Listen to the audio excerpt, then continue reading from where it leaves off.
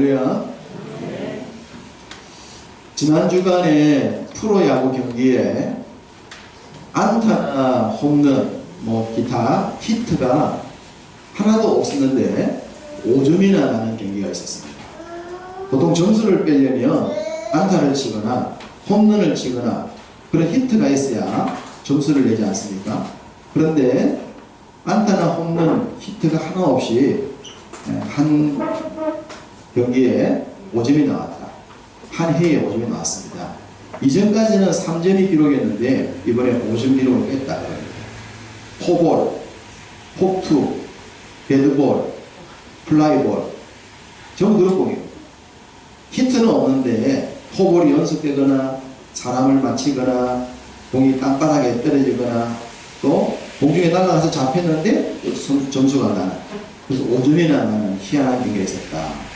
이긴 팀은 신기한 경험이지만 진 팀은 치욕 중에 그런 치욕이 또 있을까, 그런 경기가 있었습니다. 그래서 살다 보면 참 신기한 일들이 있기도 하죠. 전혀 예상할 수 없는 이상한 일들.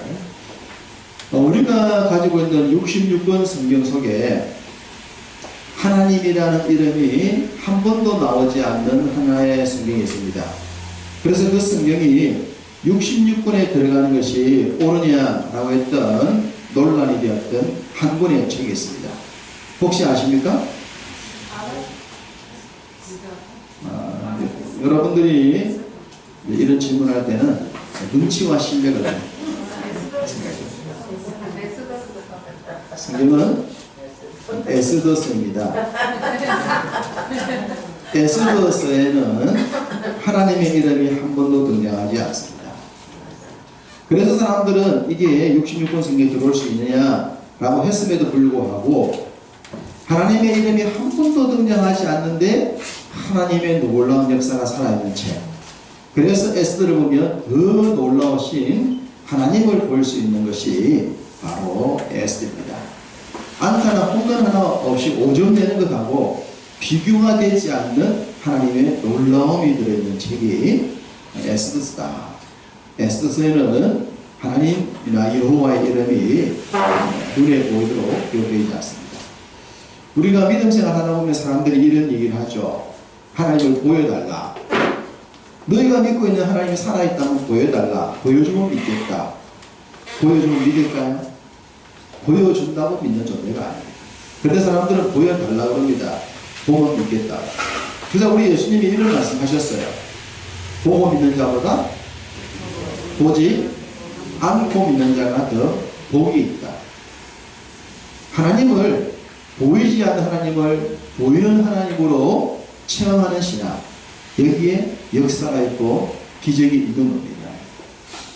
에스더서가 기록될 때에 배경은 이스라엘 백성들이 바벨론의 포로로 잡혀가 있을 때였습니다. 전능하신 하나님을 믿는다고 했던 유대인들이 포로가 되어 있는 거예요. 그런 사람들이 야, 너희들이 믿는 하나님이 어딨냐, 너희들이 전능한 하나님을 믿는다고 그랬는데 너희들은 지금 노예생활하고 있지 않냐. 이것이 그 시대의 배경으로서 에스더에 들어온 것이 아닐까. 에스더에는 하나님의 이름이 없음에도 불구하고 하나님의 살아있는 역사를 보여주는 것처럼 비록 이스라엘 백성들이 포로로 잡혀있다 하더라도 그걸 통해서 하나님이 이루실 궁극적인 선의 역사, 이것을 만들어가는 것이 바로 에스더가 보여주고 있는 말씀이다. 그렇게 보시면 되겠습니다. 말씀을 들었듯이 에스더는 하나님의 이름이 등장하지 않고 전개되고 있는 하나님 나라의 이야기입니다. 하나님의 이름은 등장하지 않지만 하나님을 믿는 사람은 등장합니다. 그 대표적인 사람이 에스더와 그의 삼촌인 모르드게입니다. 그들은 유대인 혹은 유다인들이었습니다. 유대인들은 어떤 사람입니까? 고대 근동 이스라엘 땅 주변의 모든 나라들이 다신교를 섬기죠. 다신교. 일본도 다신교, 중국도 다신교, 많은 신들을 섬기는 나라이고 대부분의 나라들은 다신을 섬깁니다. 그런데 유대인은 유일신을 섬깁니다. 하나님, 여호와 하나님만 섬기는 나라입니다. 그렇기 때문에 하나님을 섬긴다는 이유로 인하여 고난받았던 민족이 유대민족이고, 지금 에스더를 통하여서도 바로 그 하나님을 믿는 유다인들이 고난당하고 있는 장면을 통해서 하나님이 어떻게 역사하셨는가, 이것을 보여주고 있는 것입니다. 잘 알고 있듯이 이 에스더서에는 이방나라 왕과 그 왕의 실세에 있던 사람과 노예 생활하고 있었던, 포로 생활하고 있었던 유다인 간의 갈등을 통해서 하나님의 역사가 드러납니다.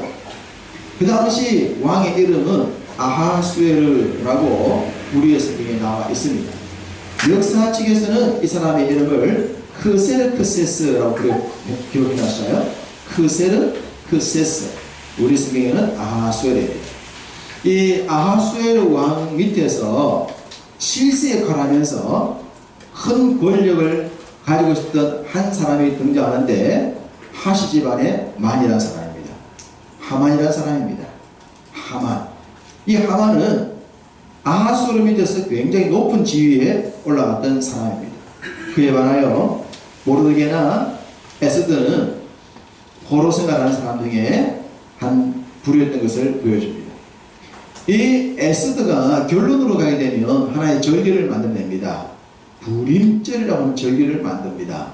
마치 우리의 부활절과 비슷해 보이죠. 부림절, 부활절. 레위기는 기존 우리가 알고 있는 7개의 절기를 가지고 있습니다. 하나님이 처음 유대인들에게 주었던 절기는 레위기를 통하여 주셨던 7절기였는데, 이것이 에스더서를 통하여 하나의 절기가 후반기에 추가가 됩니다. 이게 부림절입니다. 마치 예수님이 죽음을 통하여 살아나심으로 새로운 절기, 부활절이 생긴 것처럼 유대인들이 죽음의 고난 속에서 살아나온 날을 기념하는 것이 부림절이다. 이 모든 것들은 다 하나님과 관계된 얘기들을 하고 있는 겁니다.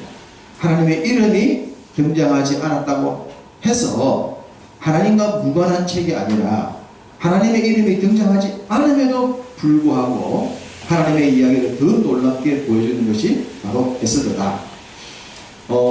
세상에서 이제 어떤 일들이 있곤 한데 좀 좋지 못한 일들입니다. 비리가 생기면 그렇게 얘기하죠.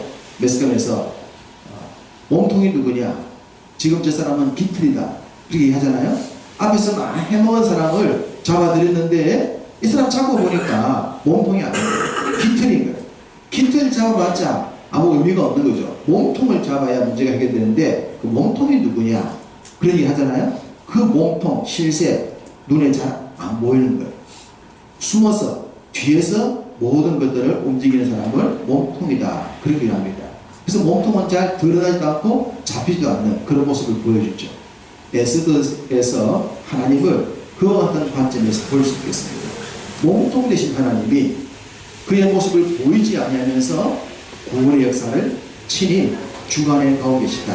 그 이야기가 에스더서의 스토리다 라고 보시면 됩니다. 자, 에스더서는 어느 한 날을 중심으로 하여 전개가 됩니다. 그래서 제가 오늘 설교 제목을 바로 그 날이라고 적었습니다. 한 날. 한 날을 중심으로 해서 역사가 얼마나 놀랍게 뒤바뀌는가 보여줍니다.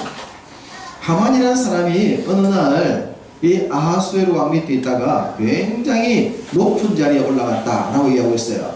아마 국가 공로자 아니었을까? 국가에 큰 공을 세운 사람을 보여줘요. 그래서 그의 직위가 왕의 버금갈 정도로 높은 자리에 오르게 됩니다. 이렇게 높은 자리에 올라가게 되면 일반적으로 사람들이 보여주는 행동은 교만합니다. 어느 날 너무 지위가 좋아졌어요. 너무 잘 살게 되었어요. 얻음이 너무 좋아졌어요. 그러면 속된 말로 눈에 별로 보이는 게 없는 거죠. 그 전까지만 하더라도 예, 안녕하세요 그러다가 어깨에 힘이 들어가지는 겁니다. 그냥 어깨에 힘이 들어가지는 거예요. 이 조절이 잘 안 돼, 인생이. 그래서 너무 잘 나가거나 너무 잘 살거나 짧은 시간에 너무 잘 되는 것은 좋은 게 아니에요. 오늘날 수많은 사람들이 대박을 노리는 삶을 살고 있지만 대박을 얻게 되면 거기서 겸손하거나 숨기거나 만족이 있느냐? 또 한 번의 대박을 찾으려고 그러죠. 그래서 평생 대박 찾다 끝나는 인생들이 우리 주변에 흔합니다. 대박 인생, 갑자기 너무 잘 되는 인생, 그 좋은 겁니다. 이 하만도 너무 갑자기 잘 됐어. 너무 갑자기 잘 되니까 자기 눈에 보이는 것이 없는 거예요. 어느 순간 왕 다음에 자기가 올라가니까 나라의 모든 사람이 자기 눈 밑에 보이는 거예요. 그러니까 지나가는 사람들이 자기한테 최고의 예의를 다해서 인사하거나 절을 해야 되는 거예요. 그래야 이제 속이 차는 거죠.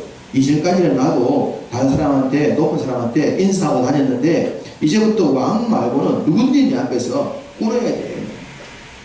머리를 숙여야 돼. 그 위치에 올라간 겁니다. 그렇게 올라갔는데 어느 날 모르드게와 갈등이 생긴 거예요. 모르드게가 자기에게 무릎을 꿇고 절을 하지 않았다라는 일로 인해서 이 하만이라는 사람이 모르드게라는 엄청난 분노를 갖게 됩니다. 그러면 왜 모르드게는 하만에게 예의를 다하지 않았을까? 그 당시 하만이 요구했던 예의는 마치 우상에게 경배하듯 한 모습을 요구한 것이었습니다. 밑에 사람이 위에 사람에게 예의를 다하는 건 당연한 것이죠. 부하직원이 상사에게 인사를 하고 존경함을 표시하는 것은 그건 어쩔 수 없는 거예요. 당연한 거예요. 그건 당연한 것이지만 하만이 요구한 것은 마치 자신을 신처럼 생각해서 우상을 경배하듯 그런 요구사항을 모르드게에게 요구했던 것이고, 유일신 하나님을 섬기고 있었던 모르드게는 내가 비록 이 나라에 포로로 잡혀있는 삶을 산다 하더라도 당신을 신처럼 섬길 수는 없다 라고 해서 그러한 요구사항에 응하지 않았던 겁니다. 그렇게 되니까 갈등이 생긴 거예요. 하만은 최고의 위치에 올라서 자기 앞에 신처럼 무릎 꿇지 않은 사람이 아무도 없는데 자기 나라 백성도 아닌 포로 출신에 불과한 모르드게가 예의를 다하지 아니하니까 얼마나 화가 났겠습니까? 내가 누군데 감히 내 앞에 내가 원하는 걸 하지 않아? 요즘으로 말하면 초, 슈퍼, 울트라 갑질이 시작되는 겁니다. 무릎을 꿇고 예의를 다해주면 끝나는데 그렇게 하지 않으니까 화가 치밀히 오르기 시작합니다. 그 화, 그 분노, 이걸 절제할 수 없어서 하만이 결정하게 되는 일이 뭔가? 자, 3장 6절을 보십시오. 3장 6절을 보시면 이런 말씀이 나와 있습니다. 하만이 모르드게만 죽이는 것이 부족하다고 생각하고 아수에로의 온 나라에 있는 유다인 곧 모르드게의 민족을 다 멸하고자 하더라. 모르드게가 인사를 안 했는데 모르드게를 알고 보니까 유대인인 거예요. 이놈 봐라. 아니 우리 민족보다도 못한 민족이잖아. 지금 잡혀와 있는 민족이잖아. 아니 이 잡혀에 와 있는 민족 출신에 불과한 게 나한테 인사를 안 해? 이놈 맛 좀 보여주겠다. 이놈만 죽이는 것이 아니라 이놈의 민족을 싹쓸이 없애버리죠. 그래서 자기와 갈등이 있는 한 사람만 대적하는 것이 아니라 모르드게라고 하는 한 민족인 유대인과의 전쟁을 이 하만이 시작을 하게 됩니다. 이게 이제 교만한 사람의 특징이에요. 교만한 사람은 어떤 문제가 있을 때 그 문제만 보는 것이 아니라 그 뒤에 있는 모든 것까지 다 자기한테 굴복하도록 만드는 이런 습성들이 있어요. 이게 제국주의예요. 제국주의는 모두를 자기 무릎 앞에 꿇게 만드는 것. 이 제국주의 이래서 무서운 겁니다. 하만이 모르드게를 비롯해서 유대인들을 다 죽여야 되는데 죽이려고 생각하니까 뭐 방법이 있었지 않겠습니까? 그러려면 왕의 권력을 이용을 해야 됩니다. 왕의 권력을 이용하지 않고는 한 사람 정도야 죽일 수 있겠지만 한 민족을 죽이는 것은 불가능해요. 그래서 아수에로 왕의 권력을 자기의 권력으로 만들 계획을 세웁니다. 이는 좋지 못한 일을 하는 사람이 왕 곁에서 이야기를 할 때 사용하는 방법이 가문이설이라고 하는 것이 있습니다. 가문이설. 곁에 와서 굉장히 달콤한 말을 하고 있는데 그 속에는 아주 무서운 독이 들어있는 이야기. 이걸 잘 구별할 줄 아는 게 리더십이고 지도자들이에요. 이걸 모르면 지도자가 될 수가 없어요. 네. 하만이 아하수에로 왕을 찾아가서 이런 얘기를 합니다. 왕이요, 이 나라에는 왕이 최고로 높으신 분입니다. 그렇기 때문에 이 나라 모든 민족은 왕만 섬겨야 됩니다. 왕이 뭘 하겠습니까? 당연하지. 그런데 이 나라 이 민족 속에 왕을 섬기지 않는 다른 법을 가지고 있는 사람들이 있습니다. 누군데? 누구야? 유대인들입니다. 유대인들은 자기들의 법을 가지고 있기 때문에 왕을 신으로 섬기지 않습니다. 이 민족이 있는 한 이 나라는 하나의 법으로 세워지지 않습니다. 이 민족을 없애버리면 그 어느 누구도 왕 외에 다른 누구를 섬기는 일은 없을 것이고 이 나라는 튼튼히 세워져 갈 것입니다.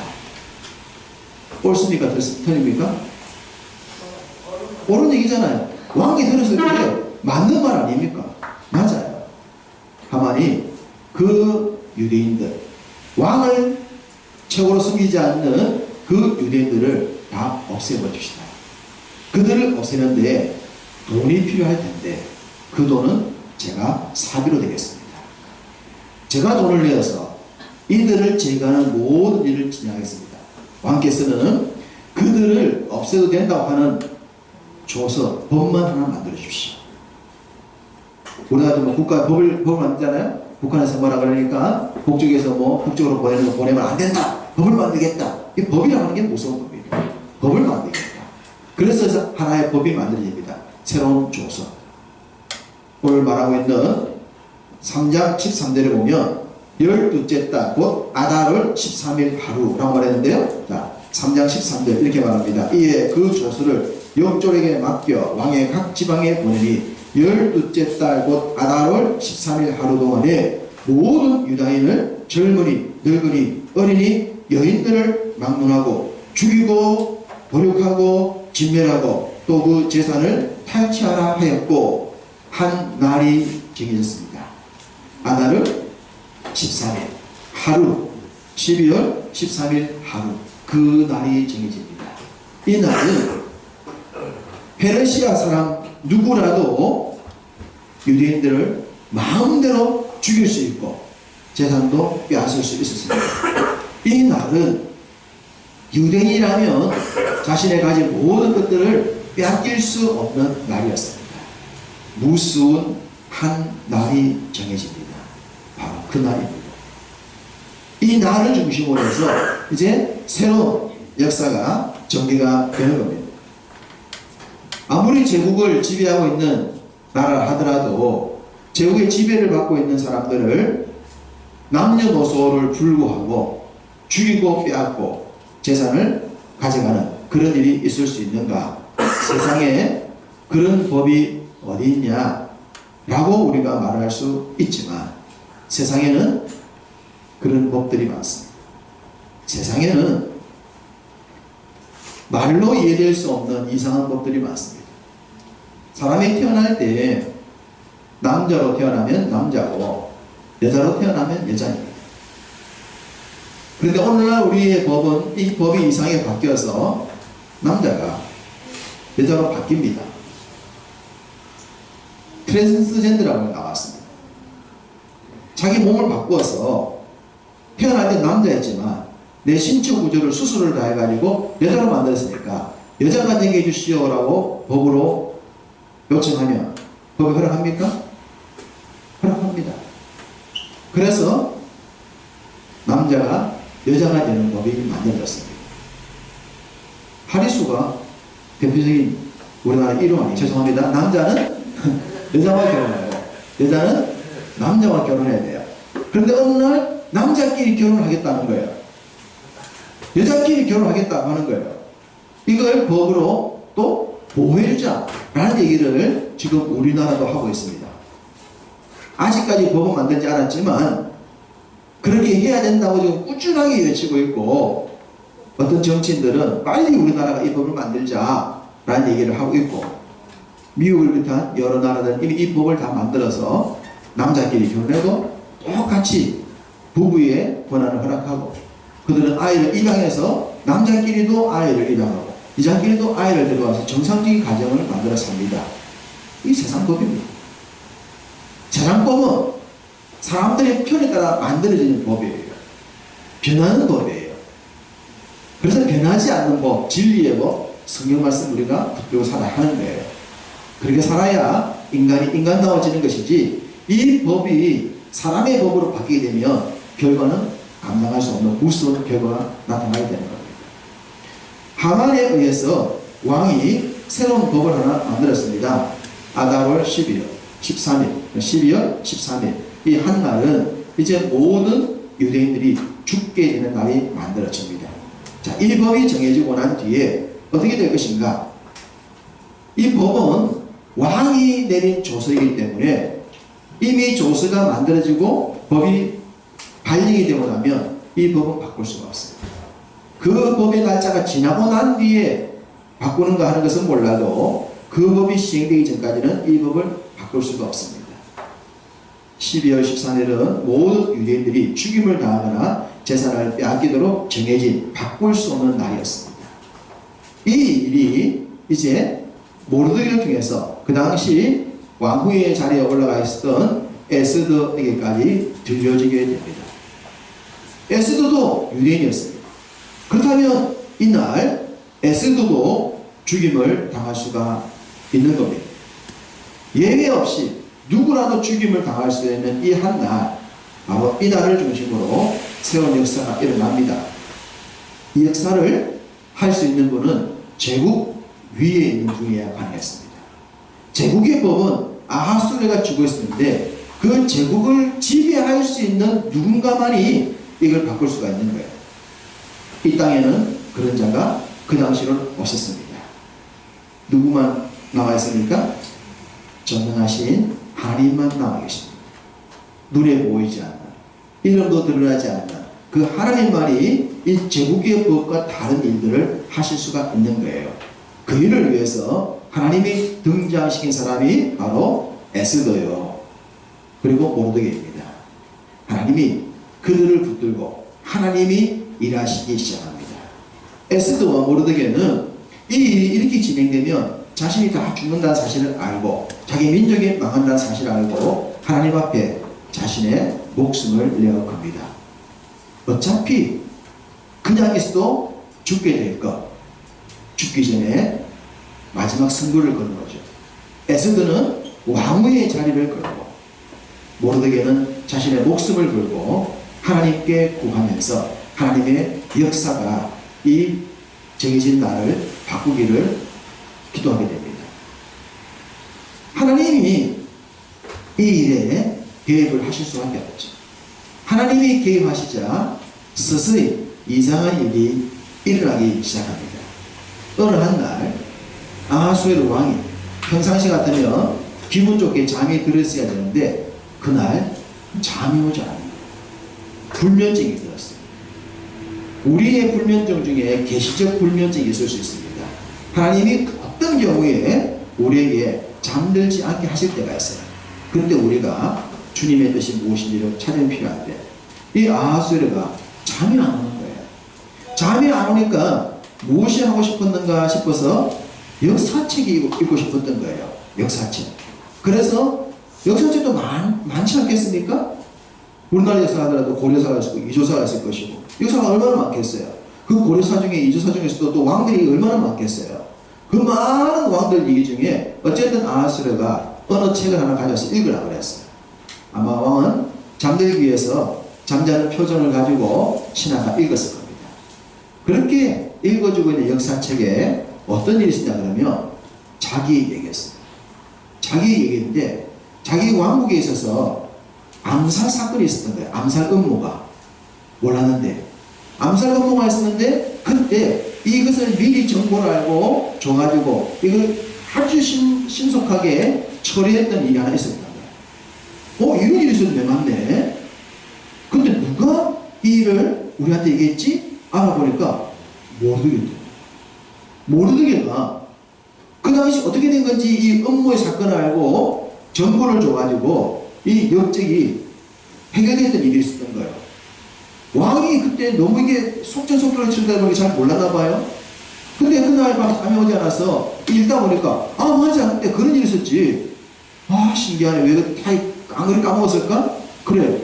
그럼 그때 그 모르는 사람에게 우리가 뭐 상을 줬냐? 보상을 했냐? 하니까 아무것도 안 해.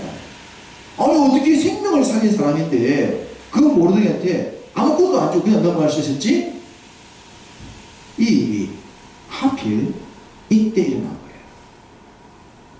놀랍지 않습니까? 그 음모가 일어났을 때에 그때 상을 주고 받았을 수도 있을 것인데 왜 그때는 그런 일이 없었으며 왜 이날 왕이 잠이 오지 않았으며 하필 그때 읽은 책이 자기와 관계된 그 책이었으며 그 모르드게가 바로 하만과의 갈등 속에서 날짜가 정해져서 죽음을 기다리고 있는 사람이라 하는 것을 바로 이때 보게 되었겠다는 겁니다.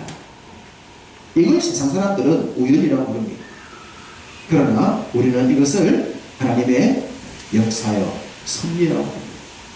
하나님이 이 일에 개입하신 겁니다.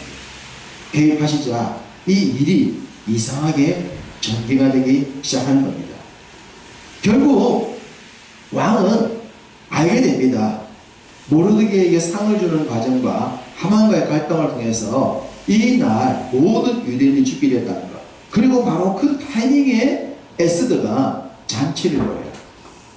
왕과 하만만 초청하는 특별 잔치를 개설하게 됩니다.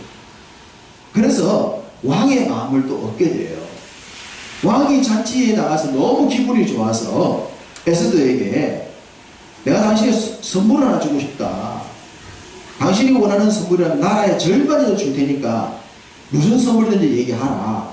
그렇게 기분이 좋아서 얘기를 하는데 이 선물을 얘기하는 중에 알게 된 사실이 바로 잔치에 함께 와 있는 이 하만이 자기를 포함한 모든 유대인들을 죽이기로 했다는 사실을 왕이 알게 됩니다. 하만이 자기에게 와서 가문이설로 제국을 위해서 나라를 위해서 이 법을 만들면 좋겠음에 대해서 기분 좋게 도장을 찍어줬는데 그 도장이 자기가 나라의 절반도라도 주고 싶었던 자기 아내를 죽이는 날이에요. 자기의 생명을 살려준 모르드게를 죽이는 날이 됐다는 사실을 왕이 알게 됩니다. 기가 차지 않았겠습니까? 세상에 이런 일이 어딨어요. 이런 일이. 그렇다고 자기가 만든 이 제국의 법을 무효시킬 수는 없었어요. 만약에 제국의 법을 그런 식으로 무효시키면 제국이 무너지는 거예요. 그렇기 때문에 왕은 그 정해진 날의 법은 놔둔 채 새로운 조서를 또 하나 만듭니다. 앞서 만들어진 조서는 이 한나라에 페르시아 사람들이 유대인들을 죽이거나 빼앗을 수 있다는 법이었어요. 그건 정해진 법이에요. 그런데 법이라고 하는 것이 또 맹점이 있지 않습니까? 그 맹점을 보는 것이 또 새로운 법이잖아요. 이 법엔 유대인들이 페르시아 사람들을 대적해도 된다 안 된다 이런 내용은 없어요. 페르시아 사람이 유대인들을 죽이거나 빼앗을 수 있는 법이잖아요. 그래서 새로운 법을 줍니다. 그날 페르시아 사람들이 유대인들을 죽이려 그러고 빼앗으려 할 때에 방어할 수 있다. 유대인들이 가만히 있어서 당하지 말고 얼마든지 방어하면서 그들을 싸울 수가 있다라는 새로운 법을 하나 만듭니다. 보안법이죠. 보안할 수 있는 법을 만들었습니다. 만약에 이런 법이 없다면 유대인들이 자신들을 죽이려는 페르시아 사람들 대적할 수 있었겠습니까? 못하죠. 같은 민족도 아니고 포로국 백성들인데 어떻게 대적합니까? 대적할 수가 없어요. 그런데 제국의 법이 대적해도 된다고, 대항해도 된다고, 자신들의 생명을 살리기 위해서 싸워도 된다고 그런 법을 만들어 놓으니까 분위기가 완전히 달라져 버립니다. 놀라운 일이 일어나게 되는 겁니다. 8장 17절을 보시면 8장 17절 제일 마지막 부분에 이런 내용이 있습니다. 본토 백성이 유다인을 두려워하여 유다인 되는 자가 많더라.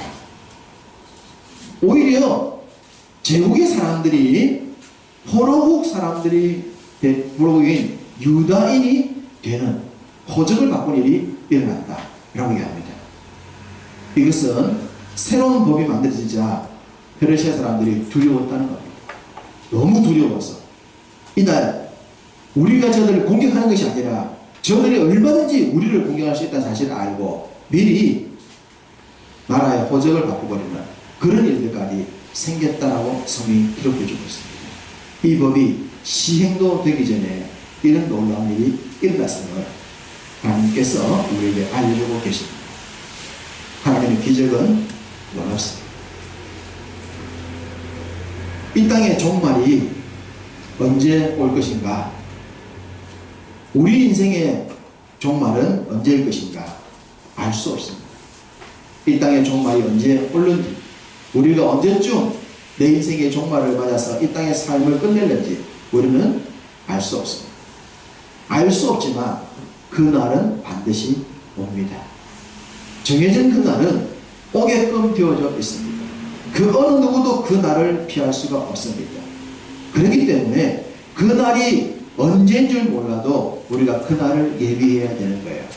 그 날이 도적같이 이룰 줄 너희는 몰랐느냐. 도적처럼 임하는 날이 우리를 향해 다가오고 있습니다. 그렇기 때문에 우리는 그 날을 생각하면서 사는 거예요. 이스라엘 백성들 그 날이 멸망의 날이었지만 생명의 날로 바뀐 것처럼 우리의 인생이 언제 끝나든 이 땅의 삶이 언제 끝이 나든 그 날이 나에게 축복의 날이 되어야 된단 말입니다. 영광의 날이 되어야 된단 말입니다. 도전같이 임해서 아차아차 어쩜 좋냐 그럴 날이 아니라 영광스러운 날이라고 고백할 수 있는 날을 맞기 위해서 지금의 시간이 중요한 거예요. 지금의 시간이 영적 신부단장을 해서 주의 말씀 붙들고 하나님 백성답게 살아야 하는 거예요. 세상에 많은 것들에 현혹되어서 뺏기지 말고 가장 소중한 믿음과 진리의 법을 붙들고 성실하게 믿음의 길을 살아가는 것, 그 삶이 도전같이 임하는 내 인생의 마지막 날에 영광을 받게 된다는 것 잊지 않아야 됩니다. 지금 주어진 매일의 시간을 가볍게 여기면 그날 또한 우리의 인생이 가벼워질 수 있습니다. 도전같이 임하는 이날, 바로 오늘 본문의 그날은 죽음의 날이었는데 모르드게와 에스더가 목숨을 걸고 하나님께 기도하면서 하나님의 도우심을 구하게 되었고 하나님이 그들을 불쌍히 여기셔서 역사하기 시작하자 말씀을 드렸듯이 놀라운 일들이 순차적으로 일어나서 결국은 불임절이 새롭게 탄생되는 생명을 구한 날이 나오게 되고 죽음의 날은 기쁨의 날이 됩니다. 9장 22절입니다. 9장 22절 이날에 바로 그날입니다. 정해진 그날입니다. 이날에 유다인들이 대적에게서 벗어나서 평안함을 얻어 슬픔이 변하여 기쁨이 되고 애통이 변하여 길한 날이 되었다 라고 얘기를 하고 있습니다. 지난주일 말씀을 기억하십니까? 느헤미야가 성벽이 없어서 고통당하고 있는 예루살렘의 이야기를 들었다고 했습니다. 다른 사람들은 그냥 듣고 그랬네 좀 안됐네 이래 끝이 나지만 느헤미야는 그 말을 듣고 견딜 수 없다고 했어요.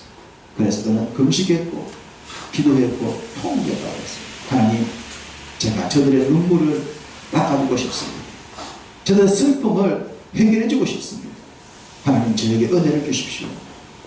그래서 그가 귀한 헌신을 했고 하나님께 자신을 드렸더니 그 눈물의 땅 예루살렘에서 여인들과 부녀들과 아이들이 기쁜 소리가 들렸다. 그것이 지난 말씀의 결론문이지 않습니까?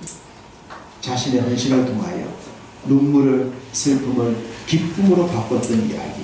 오늘 본문도 똑같습니다. 이날 바로 그날 슬픔이 변하여 기쁨이 되고 애통이 변하여 길한 날이 되었다. 느헤미야와 동일하게 에스더와 모르드게의 헌신은 그 동족들에게 기쁨을 줬다. 우리가 이런 삶을 살아야 하지 않겠습니까? 내가 믿음의 길을 가고 주의 법을 지키고 헌신의 삶을 살 때 나 혼자만 기쁨으로 끝나는 것이 아니라 나로 인해 다른 사람에게 기쁨을 줄 수 있는 삶, 이것이 진정 믿음의 사람들이 가야 될 길로 믿습니다. 하나님을 의지하고 자신을 의지하고 믿음으로 살고 믿음으로 결단하고 믿음으로 헌신한 사람들을 그냥 두지 않습니다. 반드시 보상하여 주십니다. 하나님은 이 스케일이 크신 분이에요. 우리 하나님은 잘하는 사람을 그냥 두지 않는 분이에요. 놀랍게 갚아주시는 분이에요. 그래서 성경은 30배, 60배, 100배 많은 얘기를 하고 있지 않습니까? 고난의 길을 걷는 욥도 끝까지 하나님 앞에 원망하지 않아서 믿음이 가니까 다 갚아주지 않는가요? 갚아주신다네. 이것이 믿음의 길의 열매인 겁니다.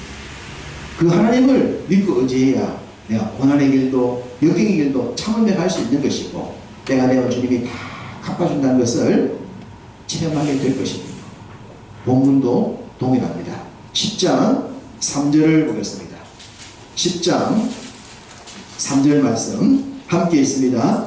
유다인 모르드게가 아하수에로 왕의 다음이 되고 유다인 중에 크게 존경받고 그의 허다한 형제에게 사랑을 받고 그의 백성의 이익을 도모하며 그의 모든 종족을 안위하였더라. 할렐루야. 이야, 세상에. 에스더가 시작될 때는 왕당함의 자리에 누가 올라갔더랬습니까? 하만이 올라갔었잖아요.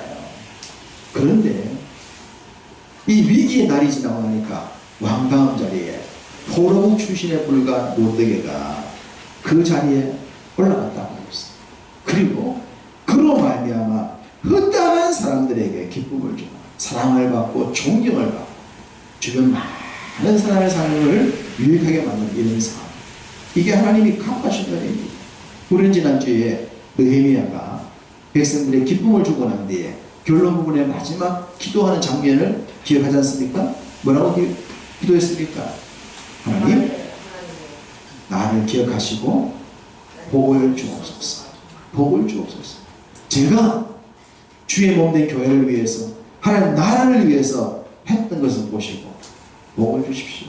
하나님, 제가 우리 집안을 위해서 수고했던 걸 보시고 우리 집안에 복을 주십시오. 하나님, 제가 우리 아이들을 위해서 수고했던 것을 보시고 우리 자녀들에게 복을 주십시오. 내가 다른 것 몰라도 너희들에게 믿음의 길 하나만은 지키겠다.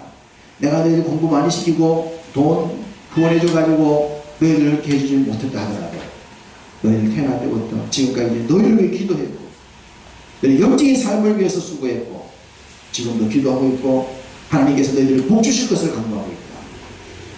그래서 하나님이 아빠의 이 기도를 기억하신다면 너희에게 복을 주실 거예요.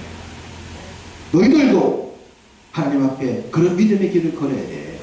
다른 것에서 복 잡으려 하지 말고 하나님이 주시는 복을 받아야 자만하지 않고 교만하지 않는 거예요.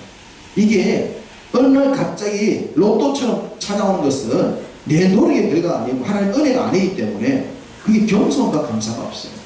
그런데 하나님이 주셨다는 게 믿어지면 거기서 교만이 나올 수가 없어요. 겸손은 거기서 오는 거예요. 이건 내 때문이 아니야. 주님이 주신 은혜야. 왜 다윗이 그 멋진 자리에 올라도 하나님 마음에 합한 자가 되었겠습니까? 자신이 목동으로 사울 밑에서 그 위기의 삶을 보낼 때에 그 블레셋에 들어가서 죽음의 위기에 놓였을 때 그 순간순간 지키셨던 사망의 엄청난 골짜기에서 도우셨던 하나님의 손길을 알기 때문에 그가 이스라엘 최고의 왕의 자리에 올라가도 제국주의 안 했다는 거예요. 요셉이 애굽의 왕다음에 최고의 높은 자리에 올랐지만 고난의 세월을 지난 그 기간 동안에 하나님이 지키셨음을 그는 믿었기 때문에 그 형들한테 원망 한마디 하지 않았잖아요. 이 모든 것은 하나님의 섭리였어요. 저한테 미안해할 필요 없어요. 자만하지 않고 교만하지 않고 더욱 겸손하게 그 최고의 반열에 올랐던 사람들이 살아 그런 삶은 바로 주의 은혜를 경험한 자의 삶인 줄로 믿습니다. 느헤미야가 그랬고 오늘 본문의 에스더와 또 모르드게가 그러고 우리도 그런 길을 가야 할 줄로 믿습니다. 주님이 주신 믿음의 길을 걸음으로 고난의 날들을 바꿔서 기쁨의 날로 바꿔가고 나로 말미암아 나와 함께 모든 사람들에게 진정한 축복을 줄 수 있는 삶, 그리고 그런 믿음의 길을 걸으면서 하나님께 하나님 나에게 복을 주십시오. 우리 자녀들에게 복을 주십시오. 우리 교회에 복을 주십시오. 우리 성도들에게 복을 주십시오. 그렇게 복을 구하며 그 복을 받으며 살아갈 수 있는 그 멋지고 당당한 믿음의 길, 여러분의 남은 삶에 그 믿음의 길을 걸어가시기를 주님의 이름으로 축복합니다.